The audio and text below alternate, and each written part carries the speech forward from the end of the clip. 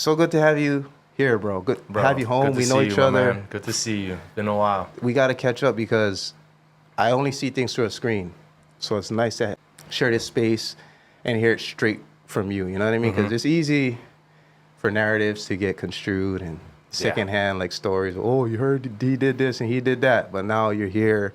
I've heard a lot from our mutual friends about what you do. And like I said, I've seen you just on social media and such. So I like to take this opportunity to just catch up as brothers. Yes. And then also like professionally. I think there's a huge amount of people out there, especially in America, who are our age, born 85-ish, 80s. And we're like the older, whatever they call it, millennials. Like we're the oldest millennials, I think. Yes. Maybe right now where a lot of us are getting out of that 20-year career decision for some. Yes. Maybe you wanted that GI Bill. Maybe you wanted that chance to travel the world and all these other things. But I say that because we're in this kind of phase where a lot of us are parents.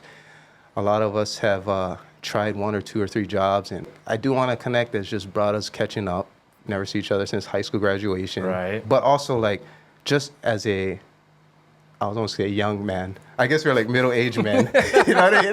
Not to dog on you, but I'm saying like, I feel like there's a lot of middle-agers like us who feel like there's more. And so when I see someone like you who's making moves, doing like leaving footprints for those who want to follow that, like that's power up for me. I feed off of that kind of energy and I want to learn from you. I hope everyone else can learn from Gino as well because there's a lot of things have changed. Yes. A lot of things have changed. Yes, a lot of things, bro. For you, biggest thing. So first time back home in Hawaii since what? Man, I think was 2019, 2018. And big things changed since 2018. That's where I was going out places. That's where I was, checking Ala Moana, all that kind of stuff. And things changed, man. I came back, to spend time with my family for Thanksgiving this year. And, man, biggest thing that changed, obviously, was the inflation, the prices, man. First time ever, I was craving the plate lunches. And, my parents never told me, nobody told me. I was kind of surprised. I went to Loco Moco and I ordered a Loco Moco and a roast pork. And, the biggest surprise was when she rang everything up and she told me it was like almost $52 for 2 plate lunches. And my mind was blown because I was like, what happened? Things obviously changed, the inflation, a lot of stuff that, happened, all the issues that Hawaii's been going through since, I actually bit down and was like, okay, what's going on here in Hawaii? And it just kind of blew my mind what was going on. Did you leave Hawaii? Like, why did you leave? So I left Hawaii because I wanted to, all right, let's go back. I'm going to tell you the story from the beginning. So Let's go. Obviously, I fought MMA, was trying to make that my career. A lot of Hawaii people my age, a little younger, like Max, them, I was fighting in that same bracket. Max was a little younger, but we were fighting the same events. And one of the things was, I loved fighting, and it was just a good sport to learn, to get my body right, to get my mind right. And, as a Hawaii boy, it's kind of hard to train and keep that as a full-time fighter because, you got to support where you're living, you got to, feed your family and all that. So you coming off as a part-time fighter, working 8 hours, then going to train, then doing it all over again. Then the weekends, you're never free because you're training because you want to get to somewhere where you've never been before, where all the top guys in the mainland, and prove who you are. So I started fighting at the time was 808 Fight Factory in Waipahu. Ronald June was my coach. And, we were doing big things. I obviously won the amateur 185 for Destiny. And, came one era where I needed money, At the time when you're making 8 hours, as a job and then you're fighting, you're not really making money fighting because any money you get, you're paying your gym dues, you're paying for all your supplements, you're paying for all your food to stay healthy. And it's just kind of just getting your name out there so one day you can have that big shot, HPFL came. You remember HPFL, Hawaii Professional What year Football is this? League? This was about 2007. I was in Oregon. 2006. I don't. Yeah, you wasn't here. Yeah. You was gone, and I joined because I wanted to make that little bit of side cash to help pay bills and get my career going. And unfortunate incidents happened where my very first game I was with the Ko'olau Hurricanes, and I tore my ACL. In the first game. First game, tore my ACL, and nothing was covered under that. And I had to pay that out the pocket. I had to stop fighting, and nobody really understands the issue of what that does mentally to you, because now you go and you work your job. I mean, depending on what your job is, if it's that physical, that you might not be able to be working, and because you didn't do it at work, you're not getting workman's comp. So I was in a deep dark place at that moment, and the only option I had was either you can just sulk and be depressed about it, or get yourself out of this hole. And all my life, my mom has been my idol. She's raised all of us kids. We got 6, 7 kids, and she's been a hard worker. You know what I mean? She's always going to work to support us. So I took that mentality and got me out of the hole. And the very next, this is how crazy how this works is, I got healed up. My doctor, Dr. Oishi, shout out to Dr. Oishi. He's one of the best ACL surgeons out there in Hawaii. I got a week out, and he's like, okay, don't do nothing stupid. You're gonna be all right. And I was working plumbing at the time.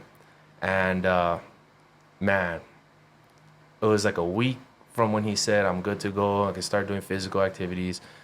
We just got done with our high riser and filled the truck up, and literally just the smallest hop out the truck, I tore my other ACL. So once again, now I'm back in that dark place, you know what I mean? And it's like you got two options. It's either you can just get depressed or get you out of the hole. So it was a little easier this time around, being that, once I got out that hole the first time, the second time was a little easier because I knew what it took. I knew what I needed to do. So this is where everything comes into play. It was the second time they prescribed me Oxycontin as, a painkiller. And man, I was waking up some of the days with just saliva on my shirt, and I was like, I can't do this no more.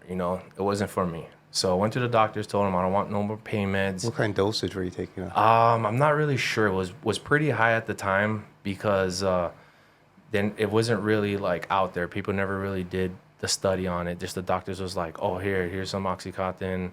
And to be clear, this is for an ACL tear. ACL tear, yeah. Oxycontin. Yeah. Okay. And one of the things was I got off of it. He gave me ibuprofen. And, everybody in Hawaii, when you surround yourself with individuals, everybody smokes weed. It's just a Hawaii thing, you know what I mean? It's always going to be around.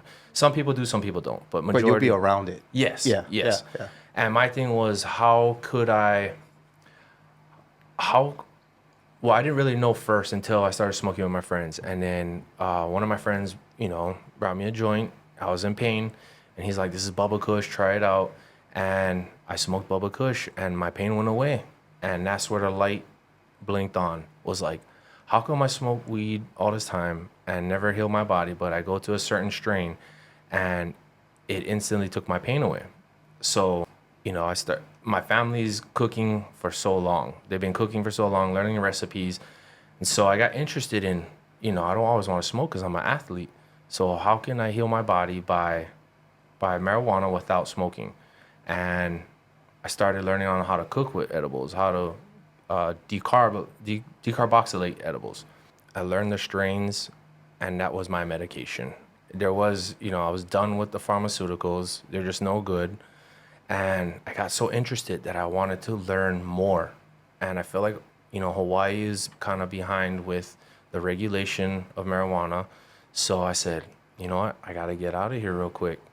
Not that I was ever going to leave Hawaii forever, but in order to get my education, my information, and everything else that lines up with that down correctly, maybe hopefully run a business one day, I had to learn that by the professionals out there. So I took everything, I saved up, I made my trip to Colorado. I mean, this is just the Hawaii brother that took a chance. And, you know, I got out to Colorado. I started at Burlington Store Factory doing warehouse stuff 1 a.m. I didn't care what it took. I was going to get in the industry and I was going to learn. And about 4 months after in Colorado, I got my big break. A new dispensary was opening up and they were looking for what they call bud tenders. It's just people with information on trying to teach the consumers about marijuana. So they give you all this information. You know, in my own time, I studied all this information, and I was going to reach the top no matter what. Nobody was going to stop me. And at the same time, I had this thing on my back that, you know, I'm from Hawaii, and I had something to prove because I wanted to take all this information back and bring it to the people who I love, the people who don't have all that information, and do it the right way, you know? And so I got that big opportunity, went to Colorado, made my way from a regular bud tender helping people to running the store. And, you know, there was another calling because that was, I guess you'd say that was my informational / sales part of my life with marijuana. Once I learned about the sales, the revenue, I got a second opportunity to go run stores, to go run some processing. And that was at another dispensary called Native Roots. And these guys had it down, Native Roots. I mean, this is where I learned majority of all my information. And they were happily giving people all these pamphlets, websites. Like, you had to know your stuff in order to work for them. You mean like as a bud tender or as a business operator? Business operator, yes. Okay. So I ran a store. I ran actually 2 stores. Business, you know, I was just so hungry to get to where I am right now that I did whatever it took, you know, without, you know, legally and doing it the right way. And they were like, you know, hire other people you want. You know, so I did all these interviews, and my thing is I'm looking for the most hungriest people, the people who are willing to learn, kind of like me at a young stage. But, you know, there's always opportunity. I never judge a book by its cover because there's someone that's always hungry and just opportunity, you know. So I hired the right people, and just, you know, through motivational experiences, through informational experiences, taught them on how to sell marijuana to customers, but without, you know, doing it the wrong way. You got to make a sale, but at the same time, you want your customers to leave satisfied because they're always going to come back. And I taught my guys that, you know, all my girls and guys that worked for me at Tejon and Uinta, those are the store locations. We were like ranked low in the beginning when I first started there. We were ranked, there's like 300 stores Native Roots has, and we were ranked like 29, 19 throughout the course of the entire 300 stores. You're in Colorado Yes, locations? Yes. Okay. And then about 6 months later, I mean, we're sitting at number 2 and number 3 of the 300 stores. Just in sales rev. Just in sales rev. And they're like, how are you doing this? You know, and I'm like, it's about customer experience. You know, people that come here and want, you know, they're always like, oh, my back is sore. What can I use to take this? And you got to know that information, because you sell them a product and it doesn't work, they ain't coming back, you know? And my thing is just always have the right information, always be kind to people, always, you know, be motivated too. Treat people how you want to be treated. Like this, as a sales person, right? Sounds like basically Colorado's where you cut your teeth for sales. And on top of that, you had this personal story that kind of led you there. Yep. Would you say that in a nutshell, that's what sales is? This is what happened to me. This is how it can affect you. Someone walks into the store and they're like, hey, I had this injury. How much does it help that you had an injury twice and that you went from traditional, let's say, industry, medical, like get Oxycontins? Because a lot of the narrative for medical use in the first place is forget all that other pills and stuff that you're taking. You don't have to do that. You don't have to form this addiction. You don't have to wake up with saliva. Like, I didn't know if that was a thing with oxys, but we're getting away from that towards a more, some people frame it as like a natural solution. Or a less sort of, I would say like a less synthetic solution. But the fact that you have your own journey that you can that someone can relate to, like how much does that play a part in the actual sales process? Huge part, because you know what they're going through, you know what they don't want to go through anymore, and it just helps and benefits them because now they're learning something as well. And they come inside, they have absolutely no clue. They just come inside and say, "Oh, I heard about marijuana." Teach That's them. an accent. Yeah. That's where you at though, right? Like, Yeah. right. You gotta learn how to cut the pigeon sometimes, just because they don't understand. It's like, what is that? And I'm just like, yeah, my bad, it's Hawaii, but that's right. Hey, you got to turn it on and yeah, off. You built the switch. Okay. You give them a rundown on the information, and then you just kind of go from there on what they like, because not too many people like to smoke. A lot of people have lung problems, but they want to get medication. So I've seen so many people come in and grab edibles. Edibles was just flying off the shelf. That piqued my interest on, man, a lot of people want to heal through digestion.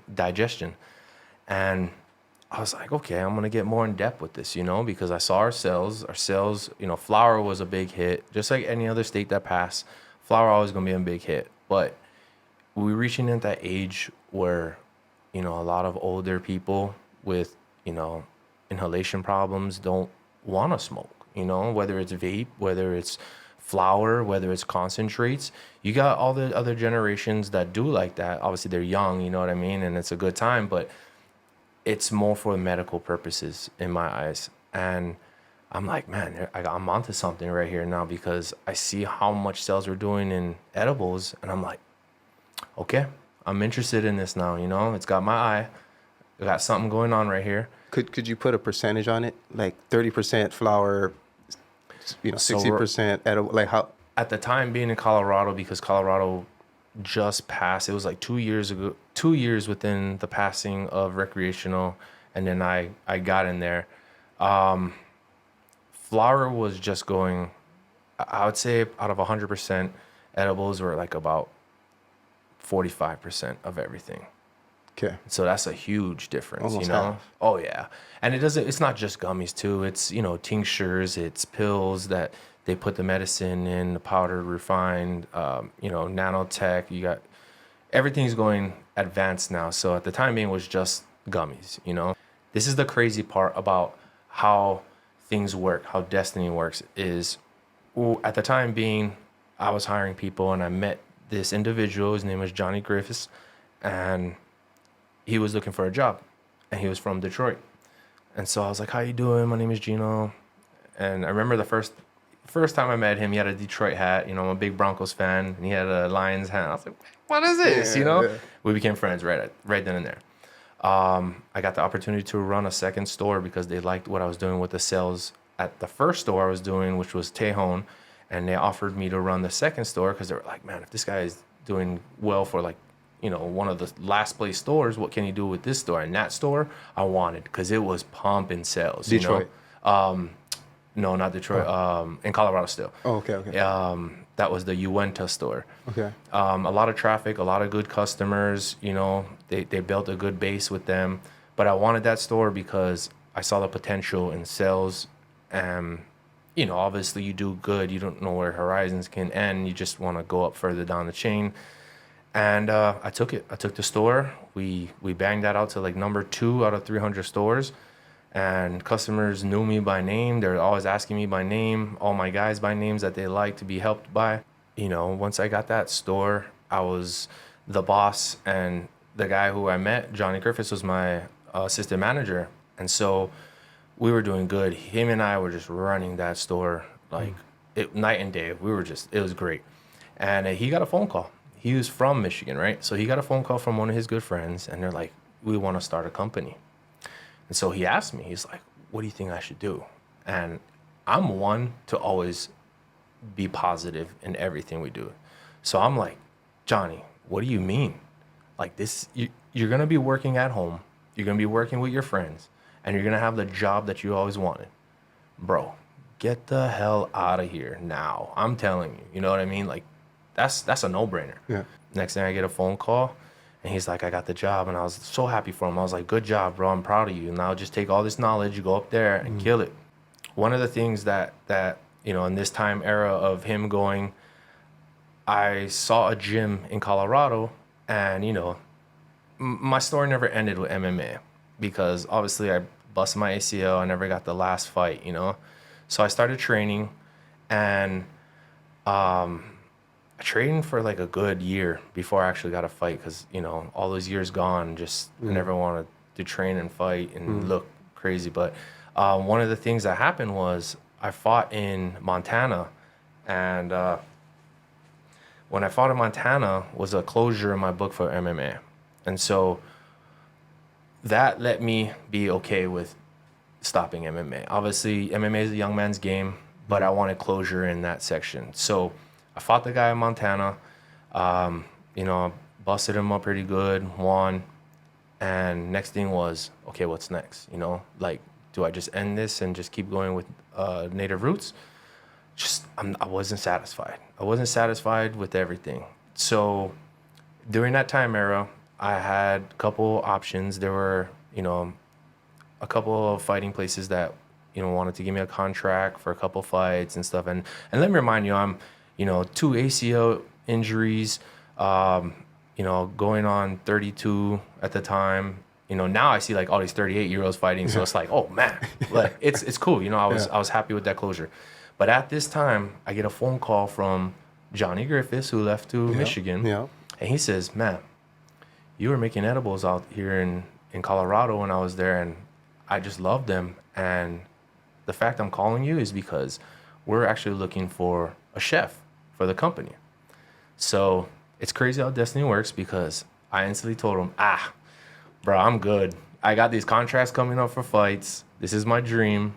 You know, I got native roots as a backup in case these fights don't work.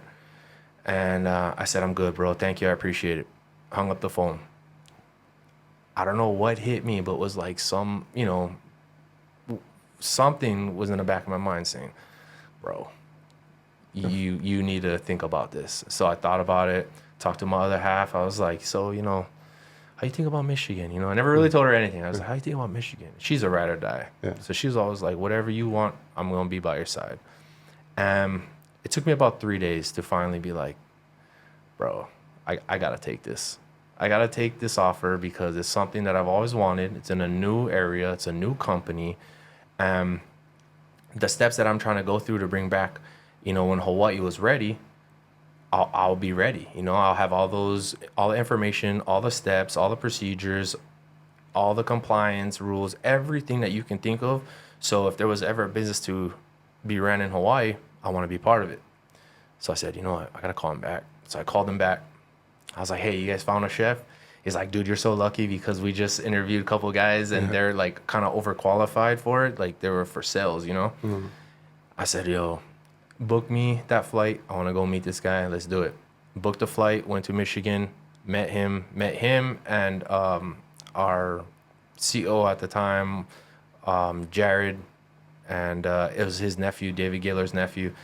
And sat down, had a meeting, and you know, there was a few options on the table, but the one thing that was bugging the owner at the time was he hired a chef before and it didn't really sit well with him because some things went on, and he was kind of skeptic. You know, he's kind of scared, like, of what, edibles or? I'm just hiring the right person. And I sat down there. You know, I was nervous. I was sweating. You know, just like, oh man, I really want this, and you know, I'm gonna say all the right things, and just like the calmness of that interview came upon me, and I said, you know what? I'm gonna guarantee you something right now, Mr. Gaylor. You hire me, and within 2 years, I'm gonna bring this company in the top 3 in edibles, and I can promise you that. You know, you have nothing to worry about. I'm a hard worker, born and raised a hard worker. I was like, I can offer you this, and I could tell by his face he was very pleased by that. Shook hands. Next thing I know, we're putting all of our stuff into like a little transportable container. Went to Michigan. Oh man, Michigan was a shell shock. I'm not gonna lie to you, because It's Colorado's cold. oh It's cold. man, I know. let That's me the tell Great Lakes you, cold. Huh? That's a different cold. I know. I've been hit with the same wind, bro. bro. In Chicago. It's wild. It's wild. I was not expecting any of that. But yeah, I moved to Michigan.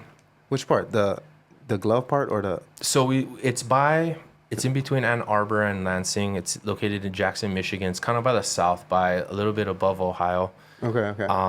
But that, when you pass certain licenses, the districts only allow on where you can process, where you can sell. And so we started from the ground up. They found a place. When I went there, everything was, the outside was built, the inside wasn't. And they got a good location. Went there, and he told me, this is the kitchen. I looked at the kitchen, and a lot of things needed to be worked on to make it to where we can produce the number that we need to produce the products that we need to have the certain amount of workers that we need to. And so, I instantly did my homework. But you're used to that. Everything you did in Colorado was like, always, light yeah. work. It was a little different because in Colorado, it was like working in a dispensary to where you're making the sales, but you're not the people behind the product. You know what I mean? You're not in the actual manufacturing part. Yes. Okay. So it was just more of selling different processing products, different brands of their products.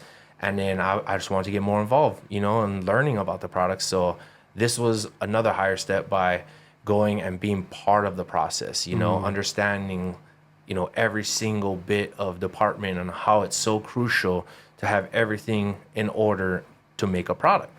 And I went there, sleepless nights, because I just wanted to make sure my department was, counted on and everything passed.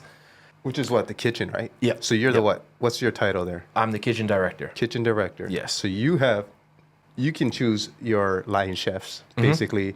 Can you choose also the sourcing?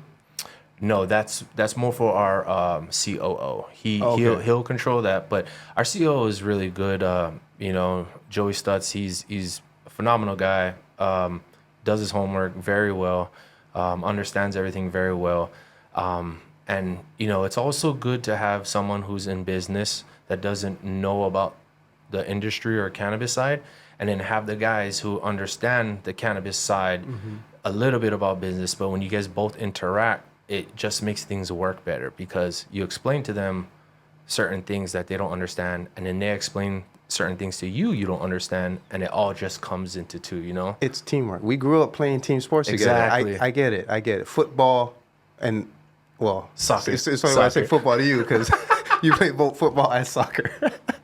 But team sports, right? Like, hey, I'll be on the wing. Don, you be in the middle. Ish, you be in keeper. I'm not telling you what to do, but we all on the same, moving towards the same goal. That's why I think, as a parent now, it's like team sports is something I want to include my children in, just to learn that, because in business, it's a lot of crossover, what we learn from there. Play your position. Yes. Right? Know when and how to communicate with people. Yes. When you're mad, but also when you're happy. Yes. When you're proud, but also you're kind of disappointed. Like, learn just communication skills, interpersonal communication skills. But we all have the same goal. I have a different, you could say, timeline, rap sheet, history than you, but we all understand the rules of the game. That's why I love business, because it's kind of like a sport, right? Depending what field you go or what league you go, there's different rules. Same thing, maybe different weight gloves you use in this league or that league. The ring size is square versus octagon versus whatever. Like, that's kind of fun, because now you can empty out your own expression in this parameter, with this person and that person. It kind of keeps this novelty, like you're saying, like, I want something new, but you still being the same Hammer you always was. Exactly. Just a new thing. Exactly. So, like, when I hear you saying, oh, okay, I'm kitchen director now, I'm thinking, oh, man, that's a position on that team, right? So I'm thinking, who's the other players you playing with? I mean, the way I think of it now today in 2023 is, when it comes to cannabis, it's like there's medical, there's recreational, and I think there's spiritual. Because like recreational is what we kind of grew up with. Right. You got the beach, you smell it, follow your nose, kind of thing. Yep. Right? We combusting these vegetative flower, this matter inhaling it, dabbing, all this kind of recreational stuff. But then we got like our aunties, like literally, bro. My aunt, like now, my aunties are way more open, and in fact, they're on their edible journey. They've been on the edible journey. But that's a lot of the times for like our older generation. They come in, they grew up on Reefer Madness, and now it's like, oh, it's okay. All right, I don't want to take fat bong rips. But I want the medicinal benefits. Yes. Because I'm already on so many pills from my doctor. I already tried this pill for high cholesterol. I already tried like X, Y, Z. Let me try something else. So there's that medical part. And then I think there's like a spiritual part now, where now people want to have different, I guess, journeys, like spiritually, like identity, like who am I? Let me try this. Not just artists. I think it was kind of reserved for like artists and inspiration, you know, like let's stoke the genie inside and freaking burn the fat blunt and then go paint. Like there's that, but I think now there's a little bit more kind of how like psilocybin, I mean, probably thanks to Joe Rogan, let's be real, like how much the guests on his show have normalized just having these conversations, but also hearing how other people talk about their use with it. And it's not just simple like, oh, it's medicinal, it's recreational. It sounds like, well, there's also this other functionality to these mind-altering substances that perhaps our ancestors were more familiar with. And so there's like this another kind of realm or lane, I think, that's kind of forming now that's not just medicinal, recreational. It's like another one. And to me, like edibles is kind of there because, one, I like the, what's it called? Like concealed, like no one knows if you're eating when you go. Yeah. Like it's just I'm eating a gummy in a park or whatever. Right? Yeah. No more smell. I'm not hiding in in a dormitory in a closet. Yeah. We all did that shit, right? But there's no like shame in hiding. Just, boop. I like that part of the edible thing too, and also, which I want to get your now on basically is the difference between consuming through your lungs and your digestive system. Because I noticed for me, like when I eat edibles, right, it's obviously different. It's like people say, you use the word body high. People liken it to like microdosing with mushrooms. It's like you feel this heightened awareness that's just elongated. So it's like a little more plateauish. Oh, yeah. Versus, the first time I tried dabs. This is after coming back from Japan, okay, where Japan is a whole different country with different rules. So the risk to benefit ratio for me was such that I was like, I can drop that. I'm not risking, it's very different there. It's a Schedule I drug basically, right? Oh, yeah. And so I was like, all right, well, there's part of my life that I just not gonna do. But during my visits back home, that's when like dabs were in. And I was like, what is this? I couldn't handle. No. I was on lightweight, first of all, but then coming back and then just taking a dab, I felt like this is what people must feel like the first time they smoke a joint or take a hit. You know, when you see that first time, I wasn't freaking out. I didn't have the anxiety, but I was like high. Super high. And even though we played soccer out there for like 2 hours, I thought, I'll just run it off. But after, sweating, tired, still high. Go home, shower, still high. Elevated. That was just too much though for me. And I think everyone has that version, especially when it comes, one, to smoking, but then with edibles too, if you eat too much. I mean, if you eat too much, obviously you're gonna feel sick, That's one of the major, you're gonna feel sick, you're gonna wanna lay down. But just like, with anything that you do is marijuana related wise, hungry, sleepy. So there's no like when you smoke sativas, indicas, up, down. Everyone's different. That's one of the main things I found out is everybody's body is different. And I think the one thing that people don't understand is the information on dosing.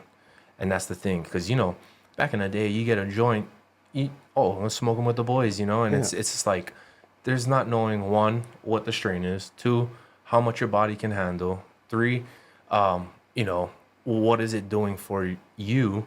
So like, me growing up, I had plenty of anxiety, you know what I mean? And one of the reasons why punchy. You know, A little bit. That was back in the day, you know. And then yeah. going to the mainland, just had plenty of anxiety because you know, as a Hawaii boy growing up, and I just, you know, a lot of no matter what you do in life, you're always gonna have that thing in the back of your head is like, I gotta make it. You know, what happens if you don't make it? You know, and you don't ever want to think that, but it's always gonna be in the back of your head. So for me, was the reason I was, you know, taking marijuana and dosing was for anxiety. You know, and you don't really know until you try it. But with the information nowadays, you know, they tell you how much to dose, you know, and you just go from there and try it out because everybody's body's different. There's some people who I've seen eat 5 edibles, you know, 300 milligrams, do nothing to them. So how do you attack? How would you inform somebody who walks in the store? It's like, I've never taken edibles. I weigh 200 pounds. Where do I start? I've never taken edibles, 200 pounds. I'd be like, well, what is your interest in taking edibles? Is it, you know, try to find the main reason, you know, oh, my leg pain, or oh, I have anxiety, or I'm not sleeping too good, or vice versa. Because I don't want to ever recommend an edible that is super sativa to someone who cannot sleep. You know what I mean? They're never gonna sleep. You know what I mean? And then once I offer them that edible, then I try and go and explain the dosing in the back. And you know, that's one thing that I found so intriguing is when they pass recreational, you have this agency, CRA, in Michigan, it's called the CRA, Cannabis Regulatory Affair Agency. But they set rules that you have to put the information on the back of the bags. You know, you have to let them know 10 milligrams on each piece. So one of the triangles that we make is 50 milligrams, and they cut it into five different ways to make you understand what 10 milligrams is. Now, you know, nobody knows what your body, how it takes, you know, what it would do after 10 milligrams. This is for you as the consumer to try it, but go at a slow pace. Go as the recommended pace. So if you take 10 milligrams, the things, never do nothing. Step it up to 20. Wait, when? What's the time? Like every 30 minutes? I would say 30 minutes for edibles. You know, obviously when you smoke, it hits you right then and there compared to digestion. Digestion, obviously you got to let it, you know, absorb and go through the body. But there's things called tinctures that go straight to the bloodstream under your tongue. So I was tripping on that. Man, those are wild. There's so much to unpack, but can we do CBD versus THC? So CBD is not really considered, you know, what is that called? A Schedule 1 drug. You know, CBD is hemp, but it's not it doesn't give you any type of effects as, you know, regular marijuana does. What it does is it calms you down. In my opinion, it calms you down. But there's things that we have called 1-to-1s where CBD and THC, what the THC does is it activates the THC to help more in a duo. So it'll raise the CBD effect higher, and those are my favorite because, I mean, man, I get knocked on my ass with those. Does it say though, like this is CBD, THC? Oh yeah, or it'll say. Yeah, everything now that you make has to have that information. Not just Michigan, federal, like not Everywhere that's recreational. Okay, so we need to know on the packaging, 1, the dosage. Yes. 2, the chemical, I guess, would you say the active ingredients? Because yes, the reason I'm asking too is I have more friends like here in Hawaii, like you said, who either phasing out, retiring from some military service or whatever the reason, yeah? And so big thing now is vaping. Mm-hmm. And there's always like Delta 9 or like THC, CBD. You'll see these things on the counter, for example. And I don't know how to explain them because I just grew up with flower, right? Mm-hmm. And so and then went to the desert of weed, which is Japan. And then now I'm like, boom, back. And I'm like, oh, I'm relearning things. Just like driving through Eva Beach today. Like, what? This doesn't look the same? Yes. The landscape for cannabis, marijuana also looks very different. Mm-hmm. And so I'm relearning myself as well. So now I'm like, well, 1, I like and appreciate knowing what I'm consuming.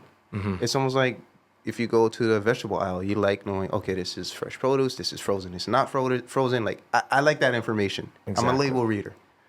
I appreciate what comes with regulation and basically customer protection, you could say, because we're informed. Like you said, information and sales, right? Like the more informed I am, the more likely I am to buy as a consumer. Yes. But also to sell if I'm a producer, manufacturer, distributor, whatever the case. So I love that piece, and now I have, and you know what? Since you brought some product, maybe we can point it out on the product. Yes. What this stuff is. Yes. So these are all of our gummies. Got a baggie. Oh, what? Wait, Meiji? That's not Japanese, huh? Meyer. Oh, I thought it said Meiji. I'm a Japanese ass. Okay. What we got? Oh, you brought the load. Yeah.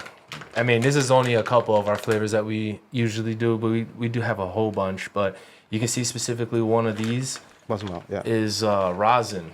So there's different types of medicine. You know, you have your regular distillate.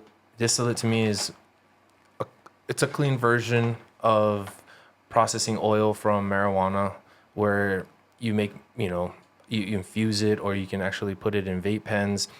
So this is what's in vapes, or some. These ones you're holding right now.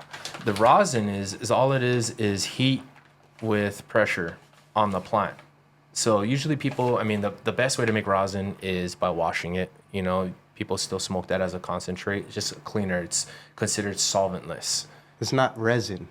Not resin. Rosin. Gotcha. So, this is probably the most expensive concentrate on the market right now because it's cleaner, and it gives you a, bang for your buck on your high. But I wanted to, put it in an edible because I want the same effects that people have the information to know what's going in their body, because not everybody wants the processing of distillate in their body. Not everybody wants, certain medicines, but rosin is one of the cleanest medicines that there is on the market. Because like I said, all you do is you put plants in some ice water, you mix it around, try to get the trichomes off. Then you have bubble hash bags, so you have different microns, and then you put them in mesh bags. Depending on the microns of the mesh bags, you get certain levels of rosin through pressure and heat. Now, in order to make these, you got to use a CO2 type of machine to extract the oil. And some no matter what, it's clean. But this would be considered the cleanest version because you're not using anything besides pressure and heat. Right. It sounds a little more analog or handmade. Yes. Like you're just agitating it, squeezing it. Yes. So it's like essentially creme de la creme of all concentrates right now. Which is also the highest priced in. Yes. Yes. Versus these that you use CO2. And then does it look the same though? Like when it comes out, or like the actual? When we decarb them, they all look the same. Okay. The one thing, the difference is rosin is very terpy. The terpenes in it is very strong. So you open the jar of medicine and you're just like, whoa, like, oh, that's definitely rosin. Distillate, not so much. You'll find some smelly distillate, but it's not as strong as our rosin or our cured batter. Cured batter is a different type of medicine. So you got all these medicines. You got rosin, decarbed rosin. And let me remind you, when you make edibles, you have to decarb it because your body can't digest any of the medicine that you make and give you the effects that it'll work on unless you decarb it. So decarbing it is basically you're taking a medicine, getting it at a certain level so that it can digest and give you the same high as if you were to smoke it. But let me also remind you, when you eat edibles, that the high is going to be anywhere like 9 to 10 times greater than if it were to smoke. Yeah, it's crazy how it works. Well, okay. So decarbing, carbonate, like carbon... Decarboxylation. It's a process that makes it digestible to your body. So you can get high when you eat it. Through your or stomach, the medicine. Digesting. Yes. Okay. And then you do that to both the rosin as well as the distillate, or all medicine. Everything. Any medicine that you're going to make into an edible, you have to decarboxylate. So how do you decarboxylate when you're at home making butter? Is that so? Yeah, I mean, the old school ways. You would, you grab your weed and your flour, and you'd put it in like a stocking, because you don't want all the particles. Yep, exactly. Yeah. And you would put them in, let's say like a crock pot, and you would set it on low. But you don't really have the advanced technology unless you have like a thermometer and you're over there every hour. But you let it sit for X amount of hours, and it decarboxylates the entire THC in there. So then you take your cheesecloth out, you smash them, and then you have that butter right there. The only difference is that you're kind of guessing your percentage. You know what I'm saying? So you don't know exactly what's going in your edibles, how much it is. It's kind of like a eat them and guess type Test of them out. like, that bug is strong. I think that's 100. Like the grams or pound, or the weight of the flour, but you don't know the potency of the butter. No, and this is with the law that went into effect when producing and going rec, you gotta test everything, and that goes from testing the flour. You grab all your flour, you make your medicine. Next step, testing the medicine. You test the medicine, you get the percentage back. Then you do your math. We have a spreadsheet where it has all of our math on what X amount is going to be per. And then once you make the edible, you got to test them again. Okay. Because all this is helping the consumer to understand that this is going to be the cleanest product for you. There's nothing in it.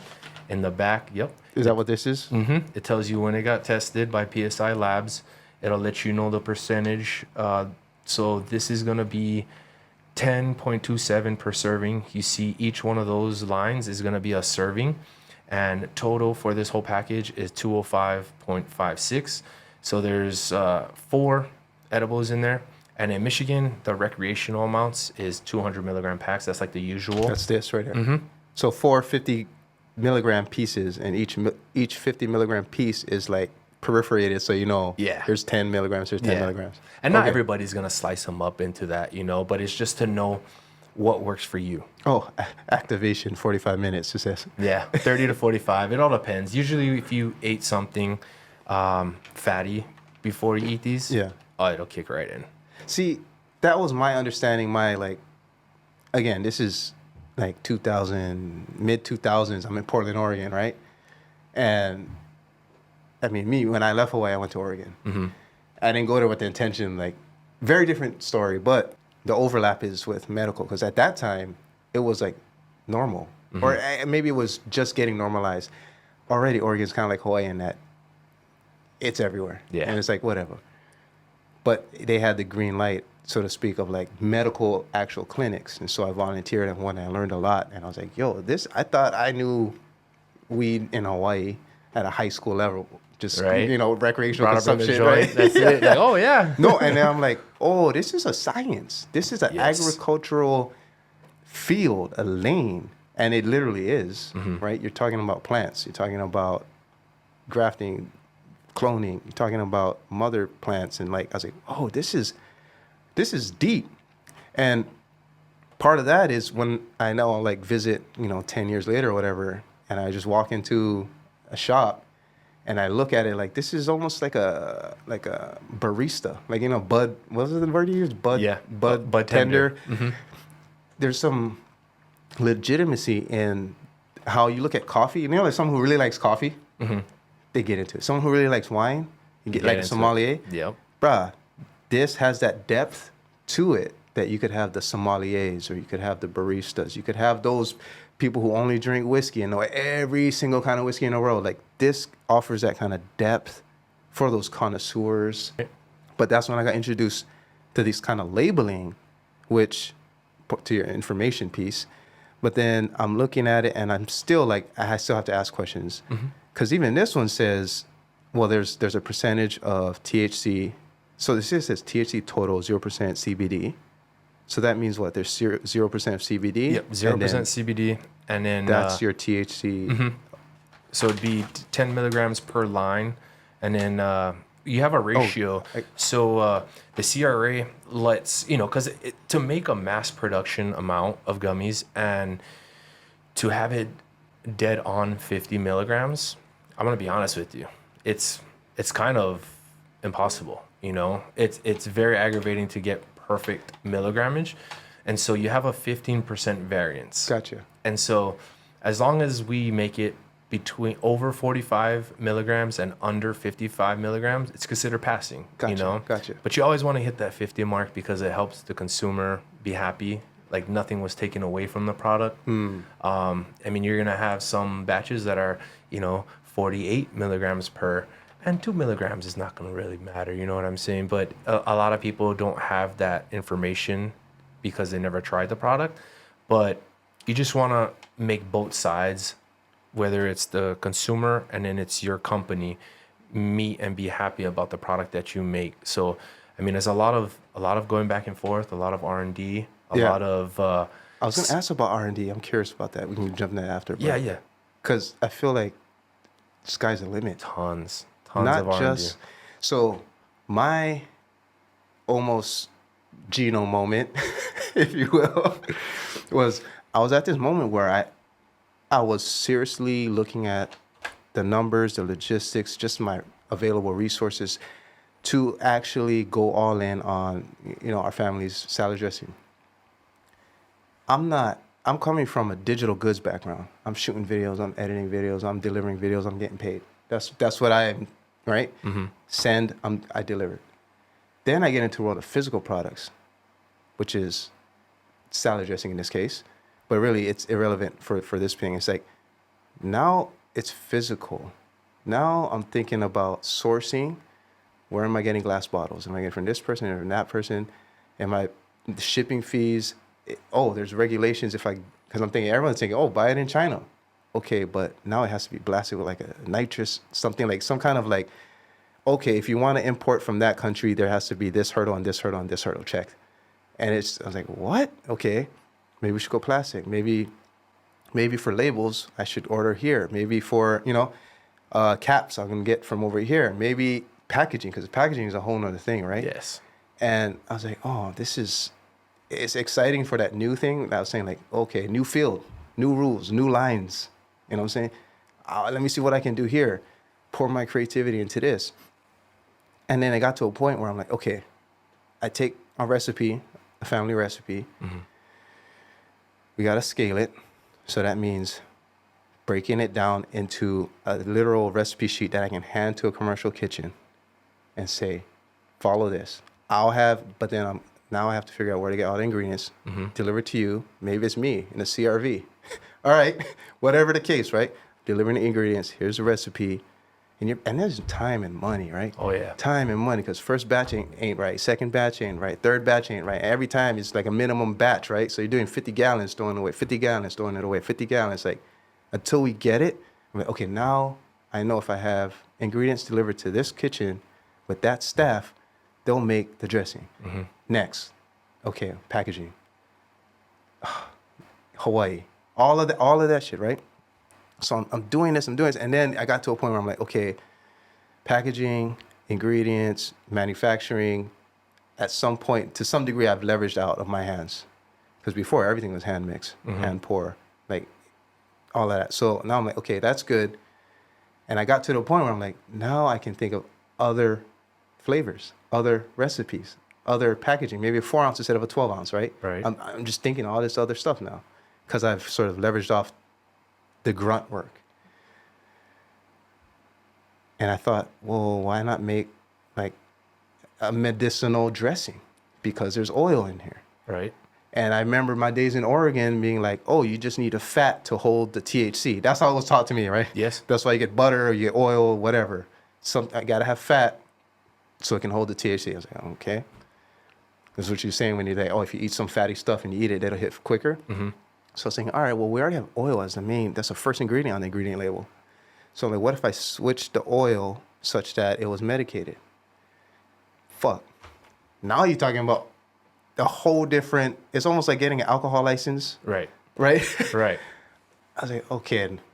I thought these other hurdles that I like barely made it over was hard. Now I'm looking at, wait, I have to do what? So all of that is actually when my cousin came back and was able to take it and run with it and then allow me to focus on this kind of stuff. But for a moment, I was really, really thinking it out, like thinking it through. Like, what if I made other sizes, other flavors, and what if I made a medicated version of this dressing? And for me, it's easier, more natural to think of like the packaging, the designs and stuff like that. And like, okay, I'm gonna make this video, that video. That's natural, but then the actual part that is required first is like the licensing, the Yes. legal parts. Yes. And even like now I'm questioning the commercial kitchen that we're hiring, because do I actually want, is it better than then to have my own place? What is that going to require? A business loan? And how much do I have to put towards it? You know, like, and this is when we had our second kid. So for a moment, I was really getting into it. And that's also when I saw you. I'm like, wait, Gino's in the kitchen. Gino got a little hairnet on. Like, Yeah. you know what I'm saying? Like, that's my world for like 2 days a week too. But he's making gummies. And I love when at least, again, surface level, like I'm not there in the kitchen with your whole team, but I like the idea of having many recipes, if you will. Mm-hmm. But I love how your product is literally like this big.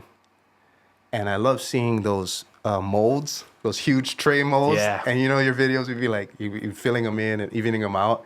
I'm like, oh, because to me, that's just like scale. Oh, Yes. I love it. Yes. Look at that scale. That's the scale I wanted to approach, but with salad dressing. Mm-hmm. You know, it's a completely different product. You got those little, you know, those packs that you get with like a ham sandwich. You get your mayonnaise pack, Right. your mustard pack. And I was like, oh, I need those little, I wanted something really, really small, but I can make at scale like that. Even if it's freebies at events or just, you know, whatever. Mm-hmm. Halloween time, that house always giving out salad dressing, whatever. You know? Something like at small, but at a large scale. Large scale. Mm-hmm. And I saw that. I was like, man, Gino's doing it. Also, it's in a place, I don't know if it was, I guess it was Michigan at this time, in like the late teens. You were already in Michigan. But that's also when I started getting more interested in like the process here in Hawaii.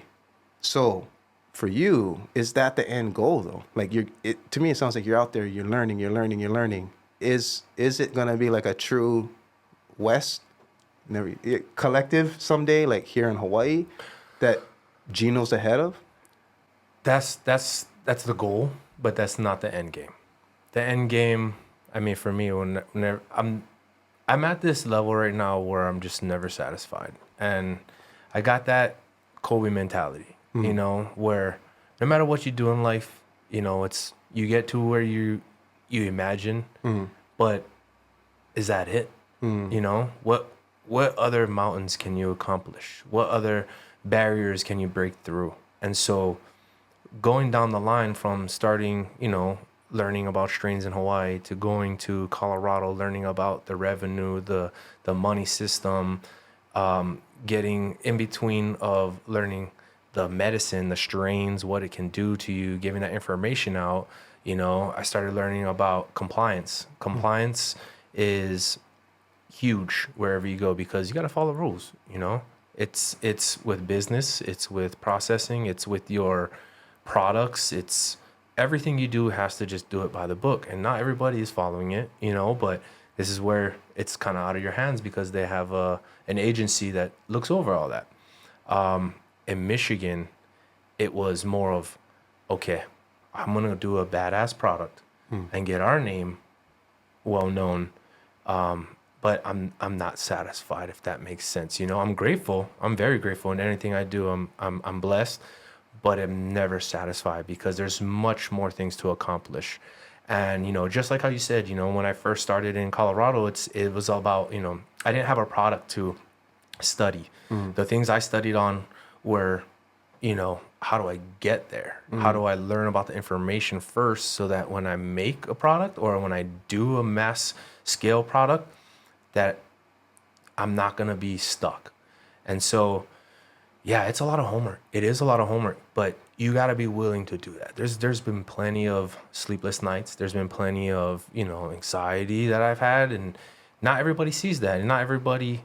What is, give me like, ping out for me one of these sleepless nights. What were you doing? Like, what kept you up? Okay, so the market moves very fast, and it's all about what the market likes in Michigan.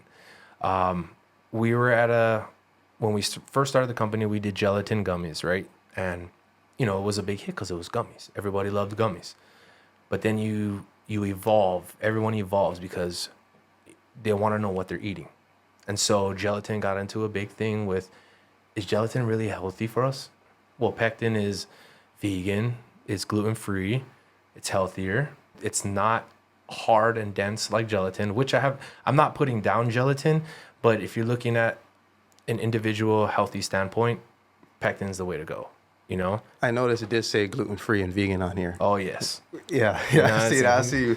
So, you know, just all about studying. Your information's online. So you're in YouTube University. Anything on the internet. I mean, but you got to understand, not everything on the internet is true. Yeah. You know, you just got to find your resources, cancel them out. If my CEO told me this one line, and I always go by it. Look at one of these too. Is that if you fail fast and move on. Mm-hmm. And, you know, there's a lot of people that dread their mistakes and they're like, oh, well, I'm going to go back to it. It's like, no, if it didn't work, move on and try to find another way, because there's always going to be another way. And with me, it was, we did the gelatin. It was good. We went to an event. This is the changing point in Michigan of why we went to pectin. We went to an event, and this company came up to me and my head of concentrates, Justin Wade, and we were trying to give our product out, because I do a collaboration with him, 5-star. It's called Full Spectrum Gummies. They're in a dark package, but those are strain specific gummies. These are not strain specific. These are always like distillates of a hybrid. There's a naysay, you know, they give me high, they get indica. To me, they're hybrid. They're always going to be hybrid no matter what you do. Okay. Some people will work for indica, some people it works for sativa, but overall, it's a hybrid. What the full spectrum is it lets you know what strain we used, and that's the high you're going to get. So if it's like, you know... just like flower then? Yeah, just like flower. Okay. A lot of people like the taste of cannabis a little bit, you know, not too hashy, but with the full spectrum, it gives you that cannabis taste, but the high is overall like amazing, you know? And so that product sells crazy. Okay. But we were at an event, and some no-name company came to us. Nobody, you know, you can tell they didn't have investors or whatever. And he's like, oh, man, you're True North chef, and you're the 5-star extract guy. Like, we love you guys, blah, blah, blah. And he goes, man, it would be an honor if you try one of our pectin gummies. And so I was kind of like, oh, yeah, you know me. I'm very for it, because I like to see everybody succeed. So I'm like, cool, yeah, let me try it. And we both try it. The moment we ate it, we looked at each other and was like, man, we're kind of screwed if we don't evolve. You know, we're kind of like, he's got something good, and before he gets investors, we need to start making that move. Because then, of course, as soon as we bring it up to our COO, our CEO at the time, David Gaylor, he, you know, I'm very passionate when I bring up stuff in meetings, and this was one of the things that I was dead center on when I talked to him, looked him in the eyes, like had no emotion. I said, we need to evolve, or we're going to get crushed. That is just it. The market is going to move on to pectin. And I could tell he looked at me and just knew, like, yeah, we have to do what you say, because honestly, we want to be profitable. We want to stay with the market. We want to be successful. And, you know, I had to do my homework. And like I say, destiny works in crazy ways, because before I got into the industry, Instagram, I follow guys that were getting into business. Dark City Molds, shout out to Evan, Dark City Molds. We were talking before I even got to the industry, because I saw what he was doing and I was infatuated with it. He was doing pectin? He was doing molds, and his molds are the molds you see on the videos. I mean, superb, killing it on the market right now. I mean, nobody's got the same molds as him. And he explains to you in a scientific term why his molds are better than everyone else's. And I took that information, you know, and just, hey, can you give me a price set on this? How much do we make a day? It's all about math, getting your math down, getting your information down. So when you bring up a proposal, the guys just look at it and go, damn, we need to do this. It makes sense for us money-wise. It makes sense for us profitable-wise, you know, to be successful. And if it makes sense to them, then it makes sense to us. It's scary to do something new on the market, because you don't know if it's going to sell or not, you know, and you don't want to make a whole bunch of product and it sits on the shelf. Right. So we knew pectin was going to be the next big thing. Everybody started doing it after us. Some companies did it before us, but I knew if I put my touch on it, it would mind blowing. And right now, I mean, it does, I want to say about 50 to 60% of sales for a company. I mean, Michigan loves their gummies. No matter what anyone says, they are a gummy state. But yeah, it's just all about getting your proposal down, making sure you have the right information, making sure you have the right numbers. How much is per gonna cost, with your cost of goods, your labor, your packaging, your processing, marketing, sales. And at the end of the total, if it makes sense and it's profitable, and we're gonna do it. What's the lifetime value of a True North True North Confections customer in Michigan, for example? Like, what do you mean? Like, how much does your typical customer spend? Oh, Let's say every year, or lifetime could be like your typical customer spending. If you get a new customer today, how much can you project you're gonna get from that customer? I guess it goes based on dispensaries buying product from us, because when they sell out, they'll come to us and buy in bulk. Oh, so you do wholesale, and you also have your own stores. We don't have our own dispensary. We just produce for the dispensaries of Michigan. Oh, gotcha. So everyone's buying. Let me get a 12-pack of this. Let me get putting it. Oh, okay. And when they run out, they'll place more orders. And then we have specific stores that only order full spectrum because we partnership with them, because they've got massive stores. And got it. It works overall for us with the partnerships we have. And then, there's new stores too trying us. They've heard about us and they're like, wow, you got the rosin gummies now. Let's try that. They're excited. Collaborations. Which actually I wanted to. Right here, you can see Ice Cream Hash Company. They're on this. They're a company that gave us their collabed with us with their medicine, their rosin, and Shout out to Ice Cream Hash. Yeah, Ice Cream Hash Company's got some fire So rosin. what kind of? All right, so now it's a little bit clearer. So you guys, especially Gino, kitchen director, it's a B2B, and so when you're looking for partnerships, like, I'm assuming, so correct me if I'm wrong, but I'm assuming you need to know a lot of growers. And then depending on, for example, I don't know if Ice Cream Hash, like, how does that industry work where you're the kitchen? I know whatever comes out of you is going to be these packaged up gummies, edibles. Maybe I have 45 acres, and then that guy is the green thumb. He can grow everything. Like, who do you need who do you collaborate with that is collectively this industry? That's kind of more on our sales and marketing department. Of course, with our COO, you just got to make sense for everyone. And of course, they bring the topic up to me, and, I'll have my input on some things. And it just overall, like, the better your brand gets, the more reliable it is. People want to be involved with it. I try to keep our brand quality with quantity, And we just got to show. Oh, yeah. That's a lot then. Like, for me, that's stuff. A lot. So that is going to be our blueberry lemon sorbet. It has a little bit of... just a rosin. Blueberry and lemon. The good one. Yeah, or the good one. The high quality. Yeah. And it all depends on just the stores in general, the companies in general who want to collab. We had a few people that wanted to collab with us. Obviously, it's in other departments. It just has to make sense for them, especially with accounting or COO, because you don't ever want to go off base and ruin a day of production. You obviously need the plant, right? Even on some of your posts, like a recent one where you like zoomed in on the guy. You like that, yeah. So are those your grow rooms or yes?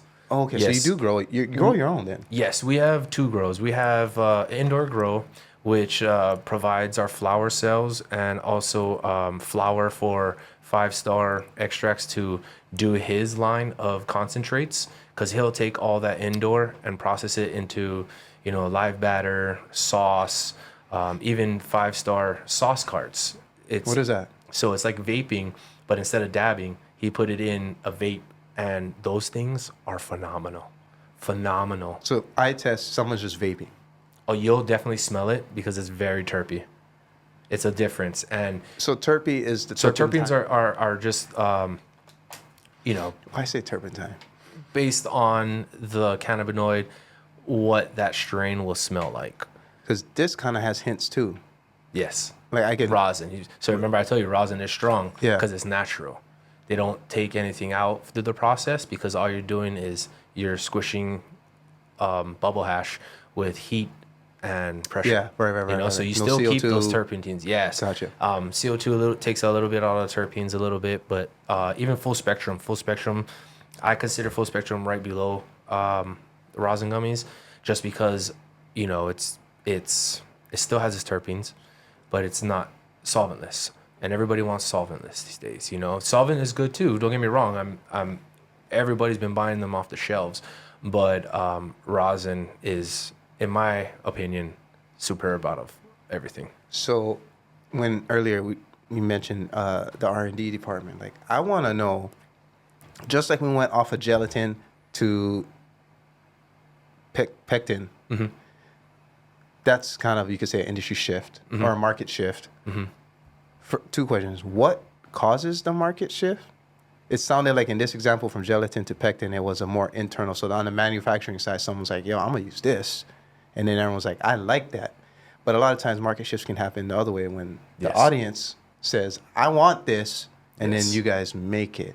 So what's the next thing? I mean, if you got some top secret shit, you don't have to share it. But no. where do you see, if we have this conversation in 5 years, like what are we going to have on the table? What are you doing in the kitchen? I mean, medicine is advancing all the time, so that's the main thing. It goes on to what can we make edible? You know, you have oil, but you want a drink that's medicated, right? You can't use oil because oil and water separates. So you have a Salad dressing. procedure. Yeah, yep, exactly. You have a procedure where now you can turn the oil into a nano powder, and therefore now it combines with water, and you can dose properly. So you're just like Yes. putting in a cup of water. Well, if you're doing a mass production, you know, you get the machines that can hold X amount, and you put the total amount of medicine in. You know, all comes down to math, spreadsheeting, making sure you're constantly doing R&D. We do a small batch, we go get it tested, it comes back, we nailed it. It happens all the time, and that's when we upscale from there, start scaling to the production amounts we need to get and to where we want to get. And you know, it's always advancing. It's always advancing. Because the first time when we were smoking weed, Pacololo, I mean, we only know about like joints. Bro, I didn't even know sativa indica. No, I didn't me neither. even- I'm like, oh, yeah, I'm high today, but I'm not like tired. It must be something I ate or something, you know? I never understood Let's all go that. for a run. And now Okay, you're down. Marati, I'll run extra. Yeah. Hey, throwback. Come on. Oh, throwback. Coach Murati. We ran a lot on that field, which, by the way, have you seen it? No, Bruh, you should stop by. You're already in Eva anyway. I know. I got to stop by. Bruh, check out the field. Major. You can be really jealous, but really happy for everybody now. Because Good. we had to run on Dirt. concrete, basically. That Dirt was and dirt. concrete. Yep. Good days. So, I love how not just Eva Beach, but the world is changing. Perceptions about things that were previously this are now this. The innovation, the research, the development that's going into, well, first, like the access to information period. Like now, the hungry Gino that's never satisfied, at least you can kind of tap into something new fairly easy, quickly too, right? Or at least you can connect like with this guy who was making the molds before, you know what I mean? Like there's so much more opportunity for that kind of thing that now we're talking about food. First of all, like there wasn't even the term foodie Right? when we graduated high Right, school, there right? wasn't. Now there is. And so all of this stuff, all of this change that's like, in some sense, well, very literal sense, global, because we're so connected now. All these changes are now making it such that someone with an idea can actually produce like a minimal viable product. Let me make something based on an idea that I have with this person that I know, I visited this person. Now I can like put it together and then test it on the market. Mm-hmm. So if there is like, maybe it's a drink next, right? Maybe it's we've already seen versions of like topicals or tinctures, right? Mm-hmm. So what else? This young guy told me, he's on a real estate team, and he was like, did you know that people, I don't know the term, but basically like beer bong in their ass. Yeah. So I was like, what? yes, no, there's a product. It's called. Are you telling me people? No, not necessarily this, but Rick Simpson oil. Rick Simpson oil. There's a lot of people that have cancer, especially in the bowels, and one of the ways to do that, I mean, you take a pill. Yeah, I know it sounds crazy. Yeah. But I've heard a lot of people do it, and I mean, benefits off of it are insane, especially with them. You know. Wow. But New ways of consumption. yeah, For me, I was mind blown. I would recommend that to anybody, unless you know you know your symptoms and it's something that you gotta do. But no, I wouldn't suggest that. The way people are consuming things, the way people get information. Like you said, I had a vision that I could never reach, which I think there's a healthy relationship there. Like it's striving. Like we want to strive for something, right? And part of that was like, yeah, in your same lane of like consume. What can I make that people want to consume? Dry powder was something someone told me too. Like, what if you just had it so you could just basically ask for water at a restaurant? You know how you see those hydration packs? Similar, like boom, And put that in the water. There are those on the market right now. I mean, there's a number of things, but What do you see that you're like, oh, that's some new shit? Like how you felt when you saw pectin. I mean, right now the main thing is probably tincture. I mean, it's not new, it's old, but the way they're starting to do tinctures, the way they're starting to do the nanotech. What is that huge. nanotech? So nanotech is they do a process where they take the oil and they put it into nanotechnology, and it absorbs into anything, so you can dose anything. Because obviously, oil, you can't do the water thing, but it can do anything. And there's benefits and there's downsides from it. Sometimes it leaves things a little bitter just because of the process of the nano. Sometimes it doesn't, but it's just working on your R&D to make sure that product satisfies you and what the people like on the market. There's certain things here you see where we do things regular. So like our procedure for this is regular, but because rosin is a little strong on the terpenes, we add a little bit of more flavor into it, to settle it down so it evens out with the rest of them. So, what kind of trade shows are you involved in? I assume there's... Man, we've done a lot. We've done a lot of shows. We've done a lot. I went to the Blue Brothers concert. Jim Belushi, Dan Aykroyd. I think it's Jim Belushi, right? That's not the one. I know Dan Aykroyd, but I don't know. Well, Dan Aykroyd and then the other Belushi brother, they have a business, and they had a concert, and we were allowed to go there and put our product, on the stands for people to try. And we had samples to give away. We had like the small 2-piece samples, and people love us, because our booth was just long, and they love 5 Star because 5 Star was a caregiver in Michigan. So a lot of Michigan people know him from where he came from to where he is now. And we had lines. I mean, we had these little Puffco things that we put the concentrate thing on. You press it, it'd fill it up. They get to inhale it. It looked like a little wine glass you could take. It was insane. But it gives them a little sample of what we're making and then what they can get on the market. And so we've got nothing but good feedback. You're always going to get your naysayers, and that's what drives me though, because, you have someone say, oh man, your gummy was too strong. And I'm like, okay, cool. I'm going to go look back, and see about that specific edible that he said, how we can make that better. Just right now, we're doing really good on the market, but I want to do the next best thing, the next big thing. Could you give us an idea, like dollar-wise, how big is this edible market? You could say, I don't know how you break it up, medical, recreational, like how much money is being made in these markets? Tons.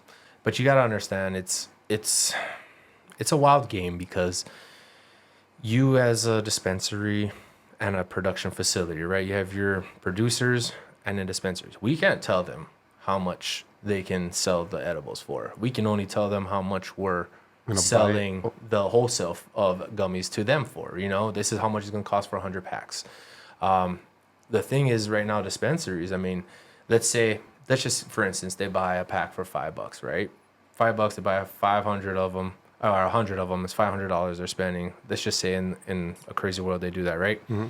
Well, now it's because their dispensary, they can upcharge as much as they want. So now you got $5 packs of gummies you bought. Now because they want to put it, they can put it at $25. How much does this retail for?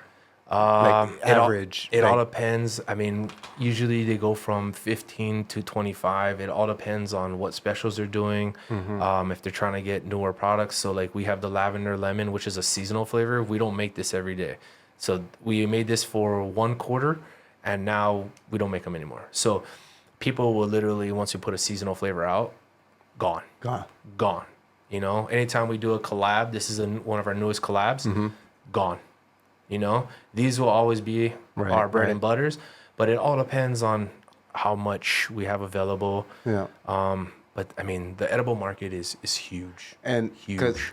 I'm trying to get an idea of a couple of things, right? Like, we all know at the federal level is different from the state level, right? So state rules can have different than federal. and if I look outside, because Michigan's right next to Canada, so when I was in Oregon, like, we looked at Canada like, oh, they're already doing it. Like, we got to go up to Vancouver, you know, like, they're doing it. So this is a long time ago. So now, how much are your sights on the international world of edibles? And if so, like, where are you looking? I wouldn't say internationally. I mean, Canada's going to be Canada, and they're kind of wild, too, with all their reformities on cannabis, you know. They're still growing. And they're right on the border too, so it's a little, there's a difference. You can tell there's a big difference, but what I think the U.S. is catching on now is that they could help their states, help the U.S. by actually putting it legal, stop the black market, help with the taxation, and that's what I see Hawaii doing. You know, I mean, you know, we are already a heavy tourist state, right? You know how much our economy hangs on people visiting, and that would just be another huge incentive for people to visit. So I think the case for it is very strong, maybe even more obvious.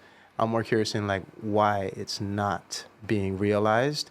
I think the general sentiment is such that it's already commonplace, and so Cedric, he's a District 45, I think, 45 or 25. Y&I, basically, he's the state representative representing Y&I, basically, right? Yes. And so he's giving me all this info about the state of cannabis in Hawaii.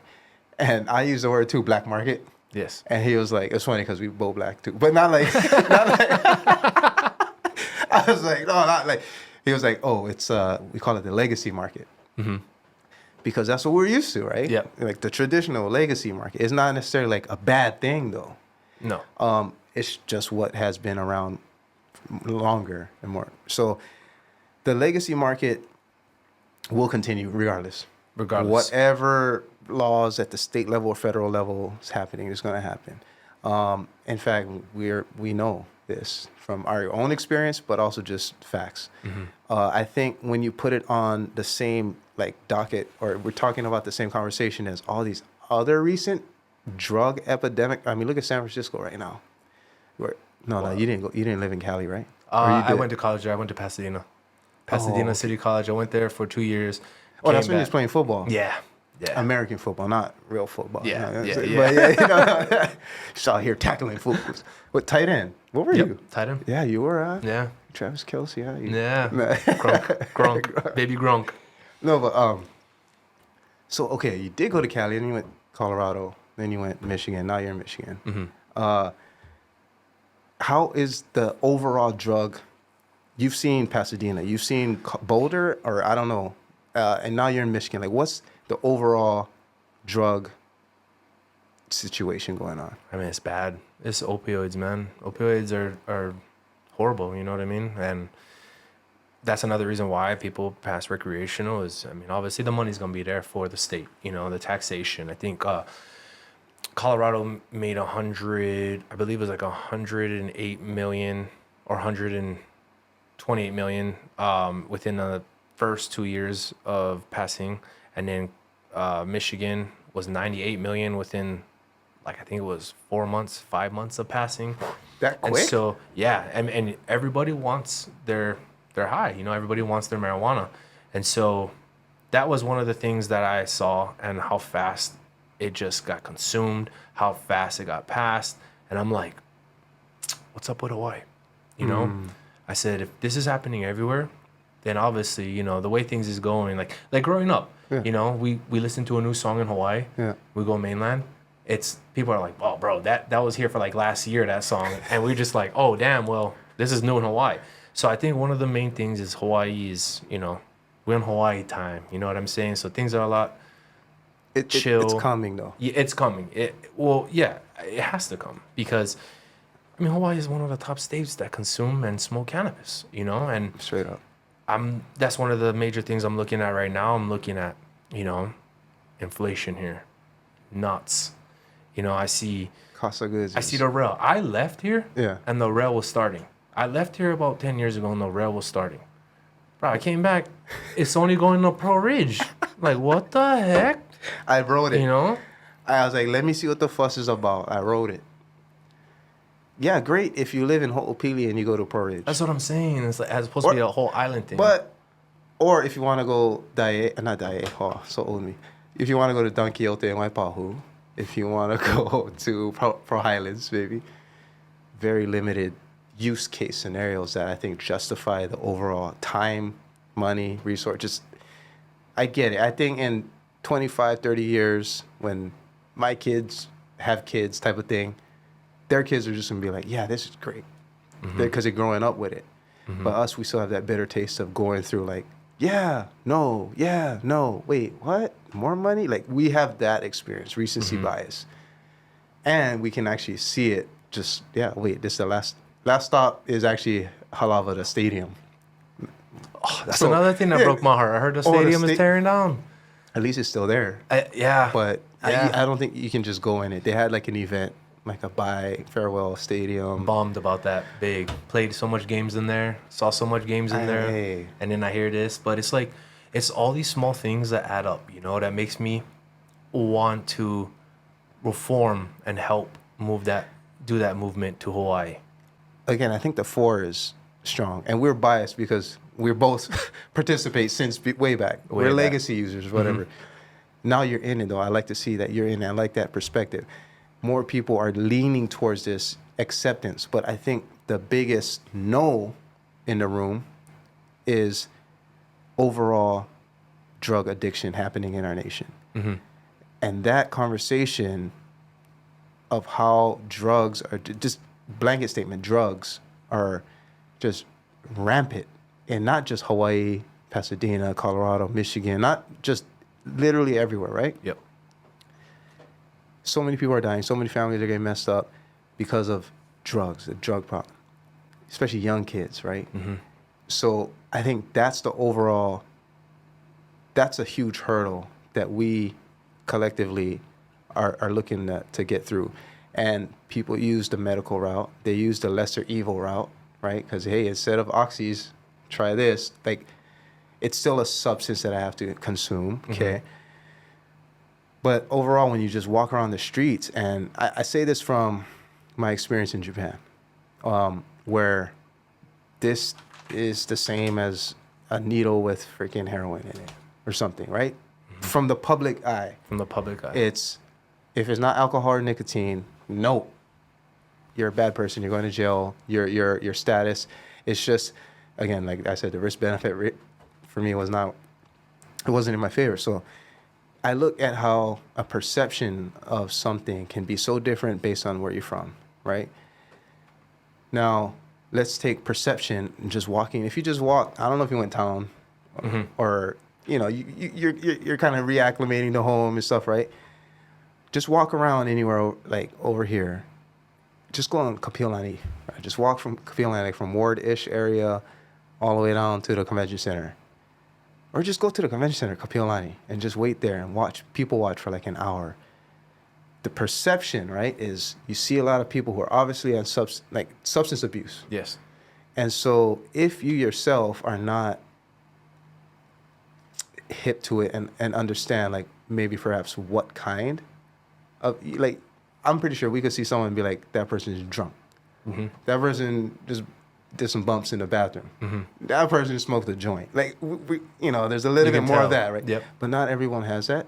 So I think, like, this kind of stuff is getting lumped in together with, like, kind of like Japan, like, everything. I don't know what that person's on, but if you're over here telling me to legalize this, I'm associating that with you're just more people, more zombies like that on the street. I don't obviously feel that way, but I hear that sentiment and say, oh, you're behind something. You want more drugs in our country? Mm-hmm. Like, if my auntie, she's not, by the way, but if, for example, an auntie said that to you, like, how would you respond? I mean, it's everywhere you go. When you bring up cannabis and anywhere, especially not in Michigan or Colorado or California, first thing is like, why are you bringing this in our state? What is this going to do for us? It's going to get people more on drugs. It's going to get people more. And it's absolutely not right, because I look at it as starts from the ground. It's a plant, you take care of it, you grow it. Now what you do from there is totally up to you. You smoke it. So anything you smoke is not good for your lungs, regardless, right? But at the same time, it's the same as alcoholism. You drink so much, you can die from alcohol, but it's knowing your limits. It's knowing what you're putting in your body. It's all informational set. I'm definitely not saying alcohol is something you should do, because you shouldn't.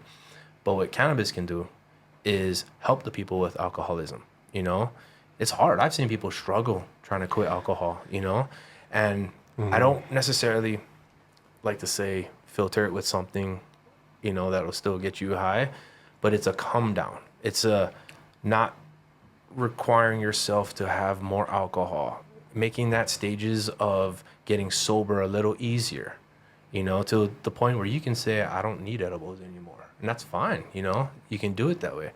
But it's all about collective information, understanding the plant, understanding the benefits from it, understanding, what can this do for your state? What can that taxation from every product that the state makes, how can that help your state? And I try to give people information that, well, okay, Hawaii, they're bringing in cannabis, right? First and foremost, get an agency, because you're always going to have people backdooring stuff. You're always going to have people doing illegal stuff. They take care of that. That cuts off our police from worrying about cannabis issues now. They can focus on the real issues, all the more severe issues. And you have the rules in place. Next thing is handing out, X amount of license.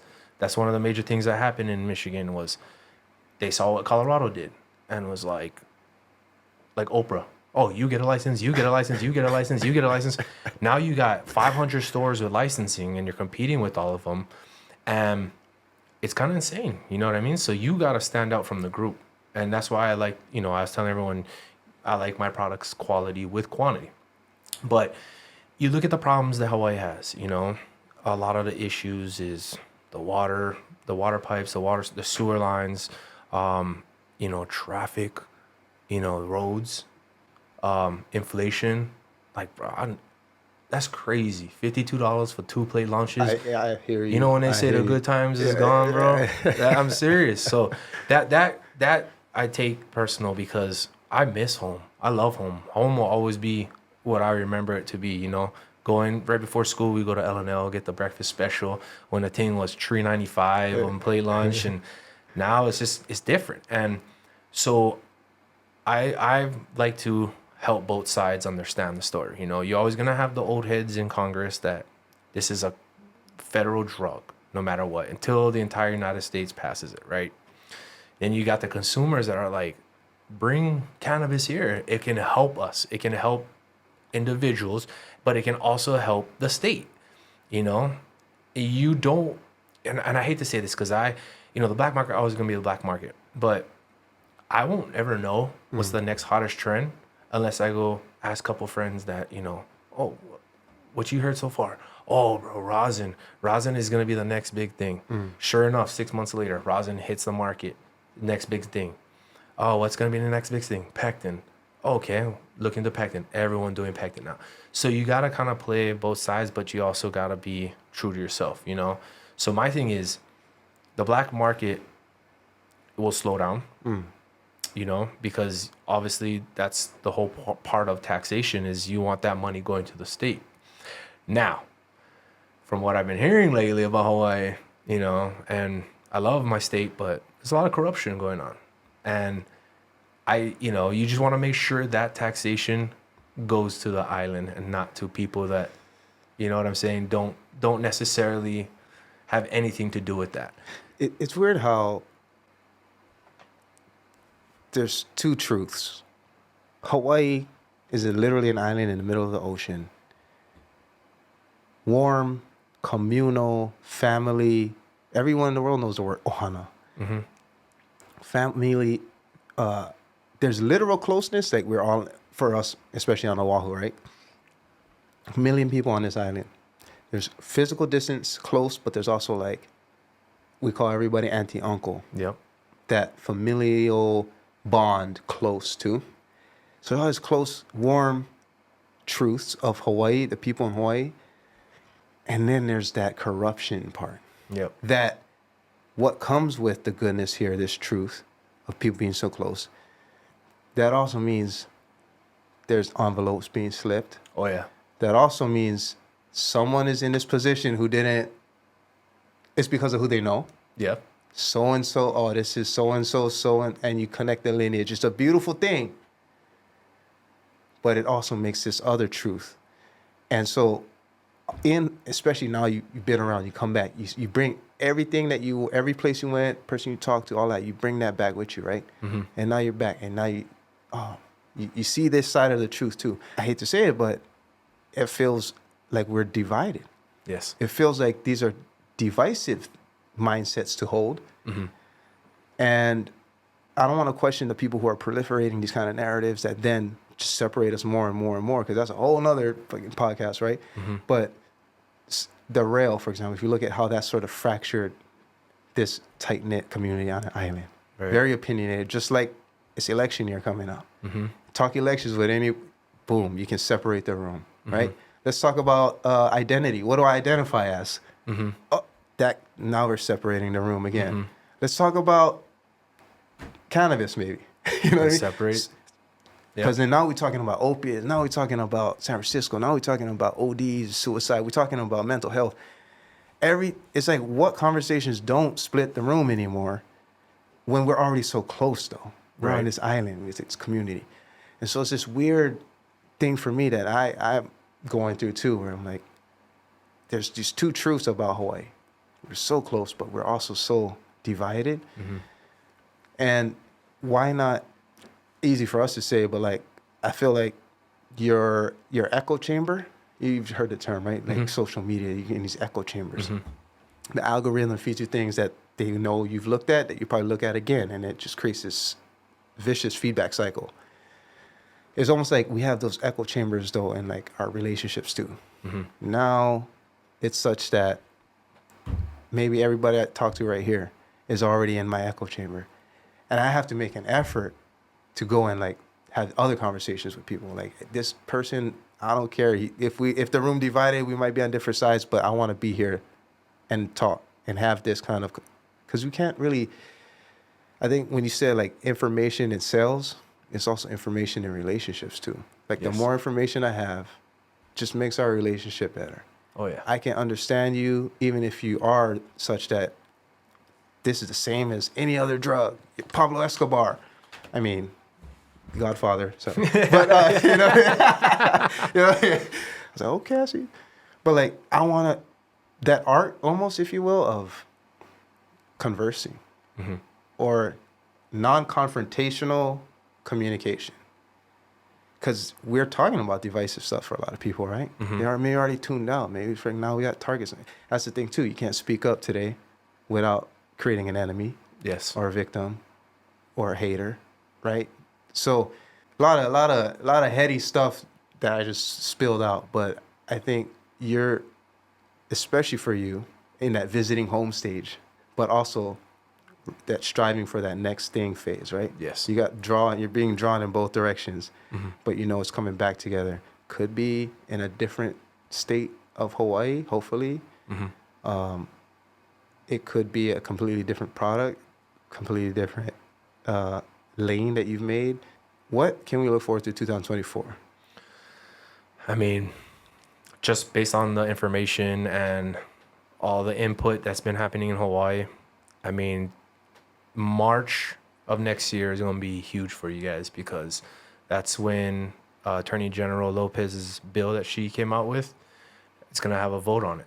And I feel really strong, as long as they have the right plan, you know, and it makes sense. Because you got a lot of old schools guys still in, you know, ladies still in Congress, you know. Pakalolo's bad. That's just going to bring more drugs here, you know. Then you got the new school guys that are like, this is medicine. And with this medicine, it'll bring a lot of money to help our island, you know. And so that's the main factor you're going to have to fight March 2024. Okay. I want to be as much help as I can possibly. This is my home, you know. I love this place to the end. I was born and raised here. Love everybody here that I grew up with. Love my family. But I hate to see the place I love so much struggle. And especially the people who I love the most struggle. You know, you break the whole concept of you gotta live with family in order to survive in Hawaii, you know. That's why you see so much people, all their families living together in the same house, because it's expensive. And with the inflation go up, you know, it's wild. With the whole thing that happening on Red Hill, that's wild, you know. And I feel like everything's happening at once, but it's for a reason. Kind of like when we wouldn't be here right now with all this, talking all this, if you hadn't torn both your ACLs. Yeah. How crazy is that, right? Right? Like what you've referred to as destiny multiple times already, right? Not just one, but after you was healed, the other one. You know what I mean? Like, why? Well, Why did this happen to me? Yes. This pain, discomfort, this kind of like, you're I kind of think of it like you're running on a trail or something, and you just lose the trail, and you're like, where the fuck am I? Shit, gotta find this trail. Like that kind of feeling. Oh, it's getting dark. Gotta go. Like she's like, what is that? I know the word in Japanese, but desperation maybe is a word, where you feel life or death, fight or flight. Yes. To you, literally, you did fight. You know what I mean? You actually were chasing a fight. You wanted to scrap this guy in Montana and be like, closure, right? Closure. But you literally, in this sense, are going towards a fight. I think when you have these kind of opportunities to do something with something like divisive or just in just like business and life, where you got to make that kind of commitment, the same kind of commitment you make in fighting. Anything like you cannot half-ass a fight. No. Like, why would you? No. You're only risking more damage, right? Always, yep. So you're just, the best chance I can get to get the least damage is me going all out. I have to go all out. Have to. That feeling, though, manifested in other things. Yes. That feeling manifests in other things besides literal fighting, in different rings, in different games. There's no halfway about this. I need to perform my best. And even if I get beat up and knocked down, bruised, limping. No matter. I still wanted to go through that, because now I got the next one. Exactly. Now I got the next one. Taking those L's and being happy about it, in some sense. In some weird way. Learn by them, you know? Get better by them, because without L's, you're never going to grow. I wanted to talk about the fighting, too, because we already graduated. He was gone, huh? And then all of a sudden, I see one picture of you roundhousing some guy in the face. You know what I'm talking about? Yeah. That's the Montana fight. I was like, what? Bro, the first time I saw that, I was like, Gino roundhouse kicking guys in the face now? What's going on? What did I miss, Everybody hit me up from Hawaii. I was like, bro, you still fighting? And I was like, nah, I had to explain things, you know, like. So that was a closure fight? That was. What would you compare that, like, fighting in Hawaii to fighting in Colorado? Nothing changes. It's the same. I think, you know, you build that family bond, that camaraderie in any type of gym that you go with. There's some certain people that I bonded with. My coach in Colorado had the same birthday as me, so we both had the same mentality. You know, just Aries people are, you know, we're stubborn. You know what I mean? But we're never scared and we lead. Yeah. And you know, he was through military as well. He named the gym Pariah MMA. Pariah in Turkish means outsider. So we did a lot of, you know, away fights rather than home. But we do home fights. But just the people that I met on the way to the journey. I had a 185 up and coming named Aaron Chambers. And dude was a beast, you know. And I think the thing in life with me is, like, I can do this, you know. I'm gonna do this regardless. But it's like, how can I make this guy better? How can I, in the end game, I see it as, you know, I'm very spiritual when it comes to God. You know, I believe in God and stuff. And I feel like, you know, if you pass away and you go, and the one thing that will be asked is, how have you helped other people's lives? And, you know, it's all great to have the nice cars and all great to have the nice apartments and live somewhere dope, but it's just knowing that you could have helped someone get there as well. You can help other people get there as well. You can get a community there. And it's not just about the nice things in life. It's just the accomplishments, you know, things that people say, no way he can do that. I feed off that. I feed off that 100% because I'm like, okay, watch me then, because I'm going to do it. And if I can do it, then you can. What's going to be the difference between me and you? There's no difference. There's no difference. You just got to have the determination, the motivation, and the right skill set, which you learn. Consistency, you know? Never be satisfied. You win a belt, okay. Next day, enjoy it. Heal up. Next day, get back in the gym. Why? Why take a break? What's that going to do? You know, you obviously need to let your body heal, but the mentality is there's someone out there that's hungrier than you. And he's going to do whatever it takes to get there because he's never been there before. And I just try to see life like that, you know, that teaching people to be where you're at is the way to go. You're strong individually, but together, you know, how they say individual is like a finger. You poke them at the wall, you can bust your finger. But you get 5 good people, a community, you're a fist now. You can punch through that wall. It's just all about teaching and understanding. It's the first, bro, to be honest, it's the first time I thought of fighting as a team sport, which is dumb because you always hear, like, I want to thank my team. You perform alone is what I'm saying. You perform alone, but you don't work alone is what I'm saying. Yeah. What's your take on, you're the kitchen director, right? Mm-hmm. So we got words in English like director, manager, general, manager, coach. So for leadership for you, what does it take for you to think this is somebody that I want to follow? Because it sounds like you're somebody that other people already follow. Mm-hmm. When you were just talking, people just nodding their heads like, fuck yeah. The way he just, the finger, the fist, like, yep, that's the kind of guy that I would want to look to my left and see fucking sweaty as me, sore as me, and we still not even halfway there. Like that. But what does it take for you to be like, that's a guy that I like following? Just having a mindset of being unstoppable. You know, it's crazy because a lot of people are like, you know, I go on social media and a lot of my motivation comes through there, you know, listening to Kobe. I love Kobe. My dad was a Lakers fan. I see him, yeah. I love Kobe because, I mean, this guy's won championships. He's considered one of the top 3 between him, MJ, people like LeBron or not, you know. But it's the attitude after. And I remember watching an interview, and one of the guys was like, you know, Kobe Bryant, are you happy about this win? And he said, what's there to be happy about? It ain't over yet, you know? And I play that every time because, you know, we successfully made a company. We successfully made gummies. We successfully have awards, you know. Won second place for 2 awards 2021. Won third place for 2 awards in 2023 for 2 shows, different shows. And that's fine. You know, even if I won first place, that's fine. But it's always about consistency with me. Kobe Bryant, one of my idols. You know, it might be controversial, but I like David Goggins. You know, David Goggins is someone who's just like, stay hungry. Stay hard, Even when you motherfucker. want to quit, when you want to give up, you know, stay hard. Wait, And- why would some people get mad at that? You know, It just is fun. some people don't like him, but Okay. he's Okay. he's a motivator. I like him. David Goggins is a beast. You know, watching him before he got big. You know, as soon as he came out of the military, and Was his he already making struggles, content? a long time ago, but it was just starting. You know, and he would go on these journeys of runs, and you know, it started to blow up.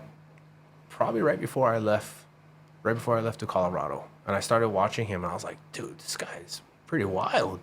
And he wasn't as, you know, So you caught was there up for as the a- whole ride. oh, yep. So now what number do you one think? follower, David Goggins. Ooh. And just knowing that if he could do something that and change the mindset, anybody can do it. You You know saw what I him mean? training with Tony Ferguson. Nuts. I don't know. That fight's gonna be wild, bro. Like you know, a little part of me is like, oh man, Tony, I missed the Tony. You know what I mean? I grew up watching Tony Ferg, We all did. so I'm rooting for Tony on this one. Well, he went through Hell Week with Goggins, so you know. Yeah. He's a different man. Right? Shoot, him and John Jones. Bruh. Fuck. Bruh. What do you think of this current state of the UFC? Like, who's your fan? Who you a fan of then? I have this thing. So we have a little group that watches UFC back in Michigan, and my thing I like to say is, you know, and they bet on sports out there because it's yeah. you know legal, but it's NBAD, and that's never bet against Dagestan. Ooh. And so Yes. all the Dagestan fighters are my favorite. You know, Khabib was my favorite. I love Conor. Conor's just wild. Yeah. Absolutely love his persona, but I'm a big Dagestan fighter watcher. So like Khabib, Islam, you know, the rest of them that are coming in there. But they're ruthless, you know. They wake up in the morning, and the craziest thing is, Yeah. you know, their religion. There's some times where they have a fight and they fast because of their religion. So can you imagine waking up every day, no water, no food, but you still gotta go hard because you're about to fight one of the best fighters in UFC, you know? And they do it. And I'm like, that's the kind of motivation I need. No matter what's gonna happen, you're gonna still perform the best. I like that. Yeah, I those like guys are that. my favorites. They reached that level more than us. We soft, basically, right? Is it more like an aspiration to be like that, but also like a fear of becoming that? Like just some soft, like can't run a mile, freaking. Not so much fear. It's just more of how do I make my mind that strong? What steps did he do to get his mind that strong? You know, to get where nothing's gonna stop you. You're gonna get up and you're gonna train, or you're gonna get up and do this. Because there's gonna be times, oh, my body's sore, I'm hungry, but I try to keep that mentality. You know, show up to work, have a good attitude, do your best, be motivated, help others, go home, keep doing it better every day. What are you doing now, like physically? Right now, just lifting, you know, just running here and there. Nothing real strenuous. I just try to, you know, maintain through dieting, and, you know, I pack a salad every day for lunch because I hate eating big during the work day because I'm always on the go. Not saying I eat the best because I'm you know, brother, had to get some Hawaii goodies. Hey, you got down it. here, you know what I mean? Mandatory. Hey, nobody. Hey, so what? You go home But, 10 pounds heavier. No, before I came out here, I did Dana White did a 86-hour fast. I did a 72. So I just wanted to see how my body worked, you know, after cutting weight 11 times, because I walked around my whole life 215, 220. What you? 6'2". 6'3". 6'3", 220 is walk around. 215, 210, you know, but Okay. I was cutting to 185, so it was mean, bro. I was looking like skeleton and bones, you know what I mean? But you did that 11 times. 11 times, and then the 12th time was with water, so it wasn't as harsh. And I just did that before I came out here. Felt amazing. So 72 hours only the water, like how he said. And Just the broth. water and the bone broth. The broth, Bone yeah. broth on your second day, 2 times a day. And you just feel amazing. Do you eat this regularly, like throughout the day, or you just... I eat edibles, but I usually tend to the CBD ones. that we Okay. have that have a little bit of CBD, just because, I do believe CBD does have factors, but it works better with THC. But I take it more on like ending day type of thing, just Yeah. because, I have to be clear. I have to make sure that I'm focused during work, make sure that, everything is clarified to the point where I need to be. And then, when I'm off and I need to like have that shutdown moment, then I'll be like, okay, I'm going to take an edible. My consumption rate from back in the day till now, I mean, it went lower just Is that because because the pain, also your knees are better? Yes. I Okay. mean, ACL tears are ACL tears, especially in the winter. You're going to feel them bad boys, the screws and all that good stuff. But, I do consume more edibles than I would inhalation. So, like, dabbing. I do like to dab. It's very effective instantly, and you can just light up. Plus, too, smell like Pacalolo, and I got to go, meetings and see important people. I just don't want to be Don't want to freak the elephant in the room. Like, but quality control. I'm not gonna sit here and tell you I don't smoke weed, because I smoke. I do consume, because I have to find out what's the next best product and what works for me. Michigan, though, so you live in there now. Yes, It's cold. Like right now, it's crazy cold, bro. 20. Cold. It's like 20 this morning. That's snowing. minus. I left. It wasn't snowing. I mean, I think Celsius, like that's minus. Yeah. Nah, pass. Pass. Putting you on the spot, but Saturday we go on soccer game. What time? Oh, Peely. Guess who's playing? You know all these people about to say. All the Campbell Bro, boys. Bro, not all of them, but me, Don, Peterson, Jake Kamakai, Mike Ryman. Eesh. No, he's not. He's No, not. eesh. But, Wow. bro, that's already 5. And then combination of other friends and family too, because it's co-ed. That's why I've been running. You see, it's like, fuck, I gotta get this raw soccer soccer. is nuts. I'm over here just doing light touches in the garage, control stuff. I'm like, oh, you know what? I remember those days when we was practicing, we was performing, we was playing, having those games, but I missed that. We get some of that kind of competitive spirit, in this league, but it's still co-ed. There's another one above it where if you want, it's more competitive. We got to the playoffs. We lost, I think, the second game of the playoffs. The last day was like 3 games back to back to back. Like if you wanted to win, you had to win 3 games in a row. Actually, we lost in the first game. So we're like, oh yeah, okay, we can go home at least. But now this is the first game of our next season is this Saturday. You know what's one of the craziest things What's that? that I noticed about soccer and when we were at Campbell and Yeah. being coached by Marati? What? And I'm kind of grateful for that moment because, Marati was different. He was. You think anybody else wakes up at 5 o'clock to practice? Do you remember that? We had to be there 5 in the morning That was a before conditioning. school. But how wild was that? Because what did that teach us? That was wild. That taught us that, one, we're a team. Everybody show up. No Everybody matter how did show good you up. are, everybody show up. Because he made it very clear that if you don't show up, you're not playing. And everybody was just out there. We were busting ass. But, it was something that got us to where we was playing Mililani in the playoffs, bro. You know what I mean? Like, this school that was supposed to take us by storm, we kept our end of the deal, you know what I mean? We had that. Football players and I was gonna say soccer. that combination of football players Yes. with soccer players. Yes. And all the soccer players also played club soccer. So they weren't just playing soccer during the high school soccer season. These guys were like, Full-time. we were playing soccer. Paired with the athleticism, size, like of all the football boys. And at 5 o'clock conditioning practices. Just running, conditioning, and then you go to school. Then And you then go we have practice in and the then we have afternoon. practice And then we after have that. regular practice as scheduled. If you don't go through that, yeah, you ain't making that move. You ain't coming from that OA West represented all the way up to the playoff level. You're not. That's what the other schools are doing. They don't have a Marati. This forging process.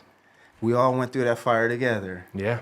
It made us stronger. Yes. Bro, I made all I love the locker room talk. You Like know, that, you know what I mean? good Like, times, bro. oh, I remember all those. it's a movie almost, huh? Like when Yeah. you watch Remember the Titans, Rudy, stuff like that. You're like, yeah.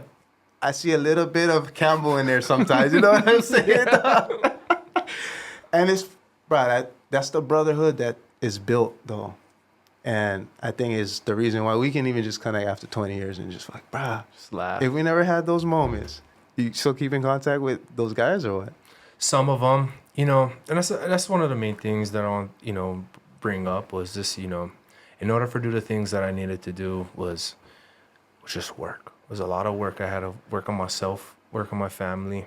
I had to learn lessons in life, and one of the lessons was, you know, try to stay in touch. Like I told you, when I went down that dark path of, you know, the ACL injuries, and then I left, I lost a lot of contact with a lot of good friends, you know, and that was on my part because I wanted to get my stuff down so that when the time was right, I can come back. I try and keep in touch with people now, you know, I'll send messages and stuff and, you know, whether they hit me back or not. But yeah, it was just at a moment where I had to focus on me to make sure that the end game, when Hawaii was ready, I'd come back and have everything on the table, you know, so we could all be the same way again, you know, all go to a dinner and just crack up about good stuff. But I had to isolate myself, and, you know, it took a while. Was it hurtful to like, if you saw me, for example, would that trigger this moment in time that you were trying to run from? Not run from, but like No. a painful part of time. Like if I represented that part of your life that was dark, for example. No. I mean, all that dark moments was just, you know, me trying to learn myself, me trying to learn like, why did this happen? You know, there's always a reason for why things happen. And like you said, if I didn't get hurt, I wouldn't have, you know, got into cannabis. I wouldn't have left the state, learn more, start advancing into everything, start getting the information, collective information. And, you know, it's just crazy because now I'm at this peak where I'm at, right? And I come home and Hawaii's, you know, gonna bring that bill up, you know? So it's all about timing and being at the right place, the right time. And I feel like we almost there. We almost there for me, you know, to come back, give my input, because I would like to be a representative for the cannabis side and, you know, try to explain the benefits and what we need as a state to make this go through, and then try to make Congress understand what it can do to help the state. You know, they need someone who understands. They need someone who has Hawaii's back. You know, they need somebody to understand where they're coming from, but also bring up the topics and subjects and be like, okay, well, you're saying it's gonna be a drug use intake more. Well, that's fine. Let's use that taxation and let's make some homeless shelters. You know, let's make some information centers. Let's make some health crisis centers that can help people that are on drugs. You know, you have so much money with taxation, and Hawaii needs all that money. You know, we need to get back to where we were when I left 9 years ago. We need to get them plate lunches down too. That's wild. $25 a lunch. What's up, Hawaii? I get it though, you know. Imports is wild, but you know, with this too, this can create jobs. Not only for cannabis production, but you know, mass ingredients. Keep it in Hawaii. We don't have to always order everything mainland. Let's start a business here. Make some sugar, you know, make some pectin powder, make some flavors. Like, you can start businesses, you know, and it's just creating more for Hawaii. I got my mind blown, and I know there's still a lot more to learn about this whole industry, bro, because it's changing, like you said, pretty quick. And I guess March next year is a big day for that. So Big day for Hawaii. Keeping that on the lookout. But other than that, bro, plug all your stuff where we can find out more about you. Yeah. True North Collective Michigan is my company right now. If you go find them on Facebook, it's True North Collective MI, and Instagram as well. My personal Instagram is Italian Stallion. It was a name given to me by Marati, so I've lived with him my whole life. You know, thank you, Marati. But it's spelled ETALYNSTALYN. Look me up. I'm posting consistently, giving good content, learning from, you know, my boy right here, Kenji, with all his crazy good content. I mean, you're doing big things too, my man. Bro, I want it to be bigger. Like you said, I got this thing I'm going for, especially with this. but it's 100. It's 72 videos away, 72 more like this away right now. This is 28, I think. Consistency though. See. So that's why I'm gonna do 100 of these. I'm just 100 reps publicly, and you can follow along and see the growth. You know. Oh yeah. Like kind of like the before and after, right? This is the before pic. So actually, this is the beginning of quarter number 2. Nice. Right. The first quarter's finished. I got a little recap. I got to shoot about that because there's a lot of shit I learned, especially when it comes to pumping out content at this pace. Yes. So what I learned in that like first 25, like I want to like kind of open the playbook on that and share that. And then that's only first quarter stats. Right. Here we go. This is the beginning of the second quarter right now. It's only gonna get better, man. Yes, it's only bro. gonna get better when you're doing like look at all this. This is good stuff. Hey. You know what I mean? Hey, I mean, Not too many people. I mean, they do one podcast and then they're like, can I keep up with those guys? But it's like consistency. Stay motivated. Stay hungry. this is my home gym, basically. Nice. I just said, this is the gym. I got to show up, put in a rep, put in a rep, put in a rep. Today, I'm working out with Gino. Mahalo. My brother. Thank Pleasure. you. Thank you very much.